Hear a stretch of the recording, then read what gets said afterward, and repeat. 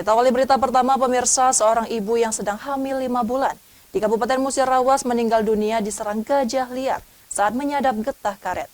Korban tewas diinjak gerombolan gajah.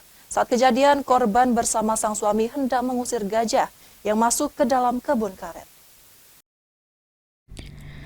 Karsini berusia 33 tahun meninggal dunia diinjak gerombolan gajah. Mirisnya korban sedang dalam keadaan hamil 5 bulan. Kejadian serangan gajah ini terjadi di kebun karet yang berada di Desa Trianggun Jaya, Kecamatan Muara Lakitan, Musirawas pada Minggu pagi kemarin. Korban Karsini saat kejadian bersama sang suami sedang menyadap getah karet di kebun. Saat menyadap getah karet, tiba-tiba datang segerombolan gajah liar berjumlah 15 ekor. Melihat gajah masuk ke kebun, korban Karsini berniat untuk mengusir gerombolan gajah. Namun gerombolan gajah bukannya pergi, malah balik menyerang Karsini.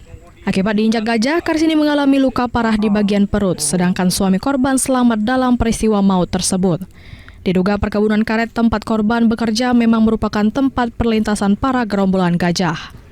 Ibu-ibu Karsini bersama suaminya Pak Rapsum lagi menyadap karet di Desa Trianggun Jaya, Kecamatan Muara Lakitan, Kabupaten Musirawas. Benar yang bersangkutan lagi dikerumuni ataupun dikeroyok gajah, kurang lebih ada 15 ekor gajah.